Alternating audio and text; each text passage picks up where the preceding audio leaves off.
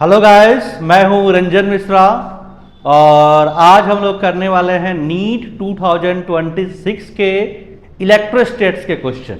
ठीक है, इसमें 3 क्वेश्चन आए थे इलेक्ट्रोस्टैट्स में, वो तीनों क्वेश्चन हम लोग डिस्कस करेंगे। ठीक है, तो एक एक करके क्वेश्चन पे आते हैं।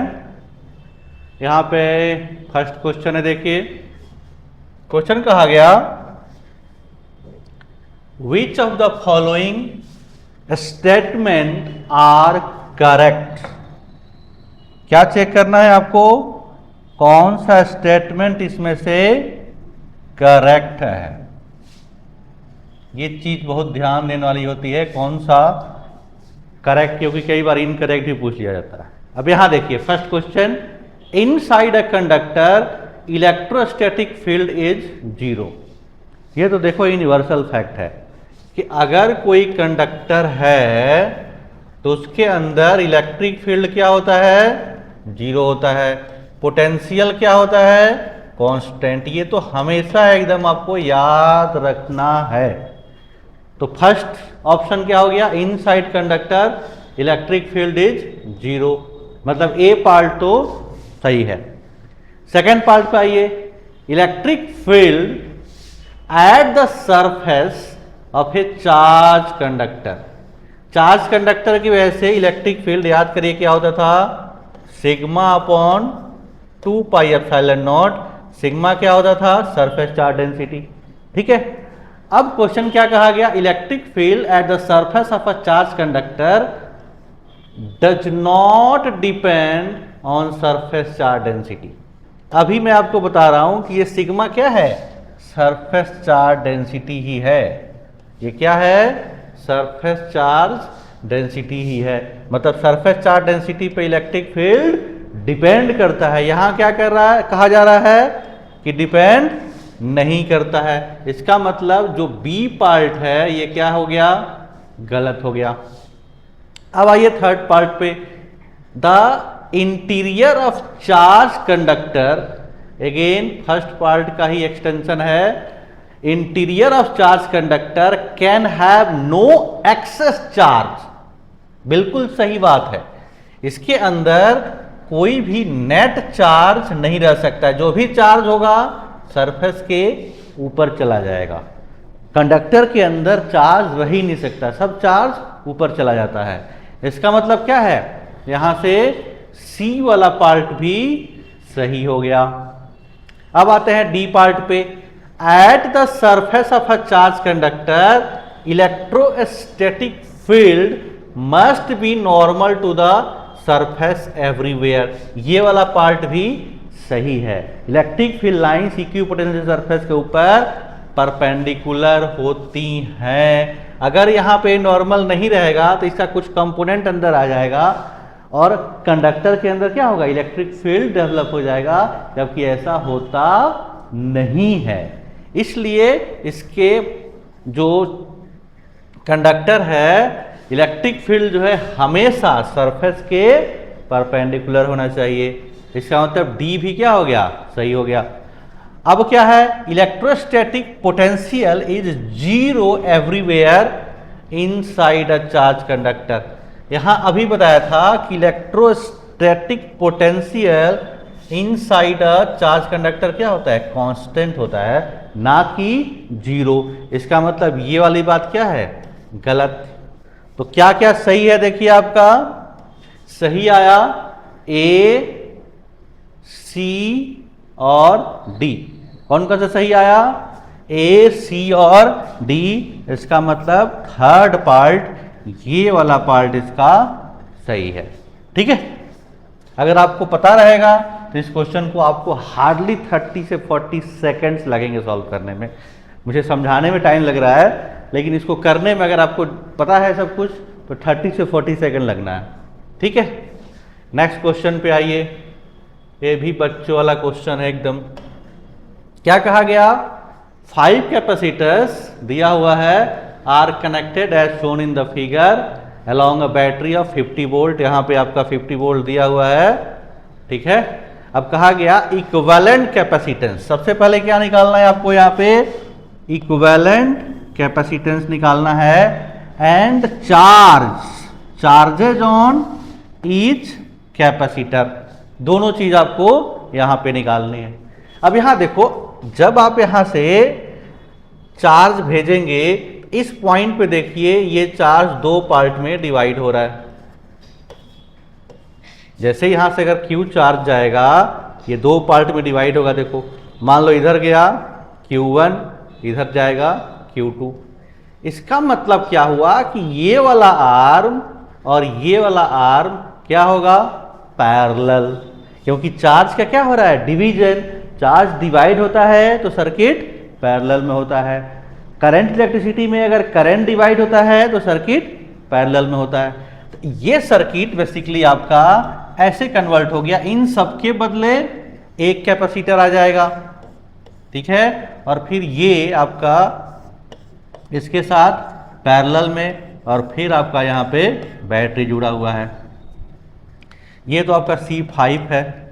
अब इसका पहले निकाल लीजिए, क्या है, 1 2 3 4, और चारों इक्वल हैं और किस में है, सीरीज में हैं।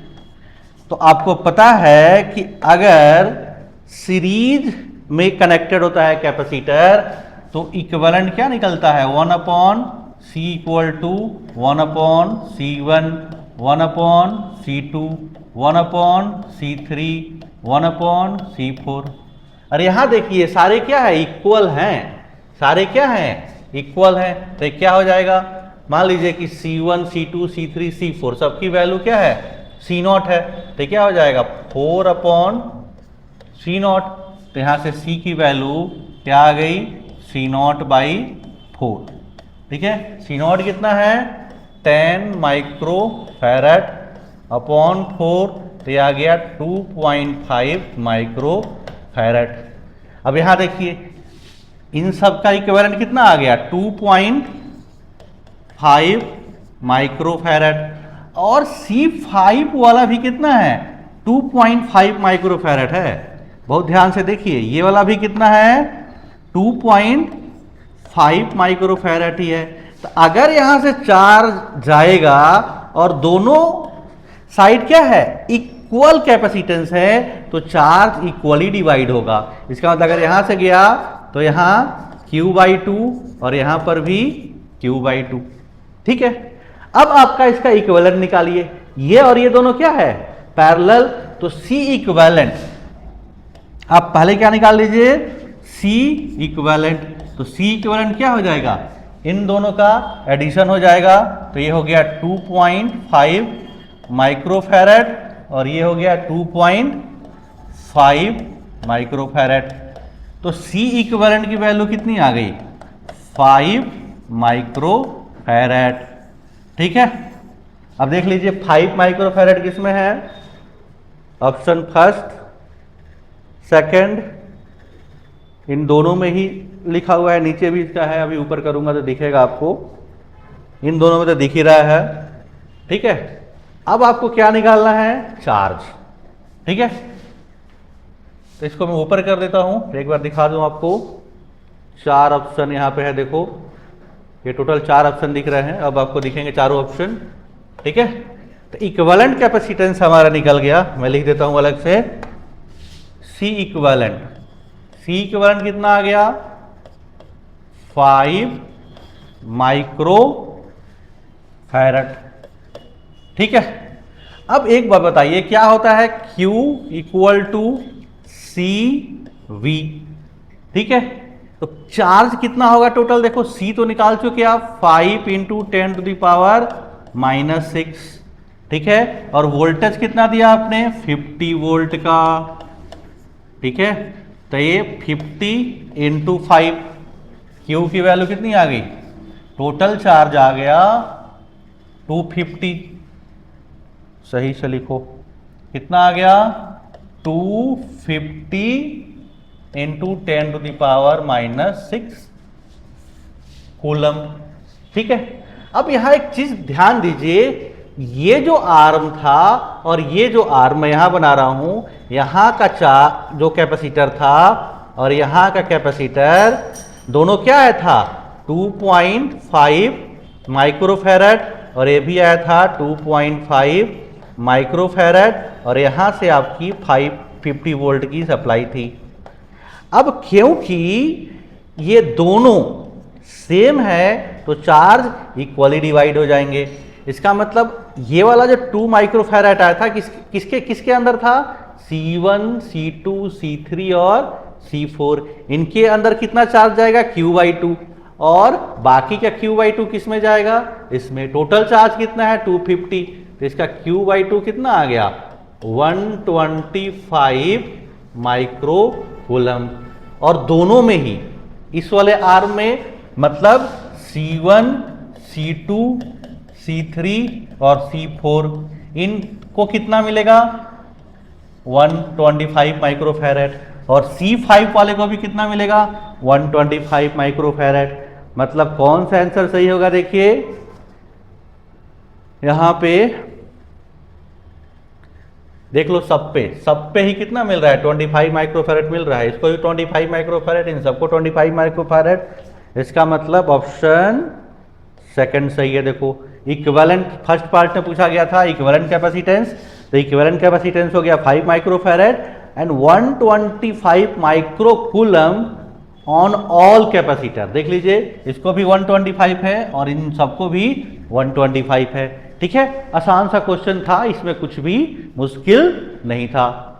अब आते हैं थर्ड क्वेश्चन पे, 2026 में पूछे गए हैं। ये भी बहुत आसान क्वेश्चन है, डायरेक्ट फॉर्मूला पुटिंग क्वेश्चन है, इसमें कुछ भी दिमाग नहीं लगाना है। क्वेश्चन क्या है देखिए, पहले क्वेश्चन कहा गया consider 2 uncharged capacitor of equal capacitance. मतलब क्या दिया हुआ है? देखो दिया हुआ है C1 एंड C2 की वैल्यू कितनी है? 200 पिकोफैरड। ठीक है, one of them is charge by 100 volt. मतलब V1 की वैल्यू कितनी दी हुई है? 100 volt and disconnect supply and disconnected. Now this capacitor is connected to uncharge capacitor. दूसरा जो है अनचार्ज्ड है। ठीक है, the amount of electrostatic energy lost in the process. आपको पता है डायरेक्ट फॉर्मूला होता है लॉस ऑफ एनर्जी का C1 C2 upon 2 C1 plus C2 into V1 minus V2 का होल स्क्वायर। दूसरे पे कोई सप्लाई नहीं है तो V2 की वैल्यू क्या हो गई? 0 वोल्ट। डायरेक्ट वैल्यू रखिए, आपका आंसर आ जाएगा। C1 कितना है? ये है 200 into 10 to the power pico है, मतलब 10 to the power minus 12। C2 की वैल्यू कितना है? 200 into 10 to the power minus 12। और यहाँ देखो V2 तो 0 है, तो केवल बचा कितना? V1 है 100 का स्क्वायर हो गया 1 2 3 4 0 अपॉन 2 और दोनों सेम है। देखो 200 हो गया 400 into 10 to the power minus 12। ठीक है, इसको अभी आप सॉल्व करेंगे तो ये आ जाएगा 0.5 into 10 to the power minus 6 joule. तो जो लॉस ऑफ एनर्जी है डायरेक्ट फॉर्मूला था। ठीक है, डायरेक्ट फॉर्मूला पुटिंग क्वेश्चन था और इसका ऑप्शन होगा ये वाला option B 0.5 into 10 to the power minus 6 joule. तो ये था आपका नीट 26 में जो इलेक्ट्रोस्टैटिक्स के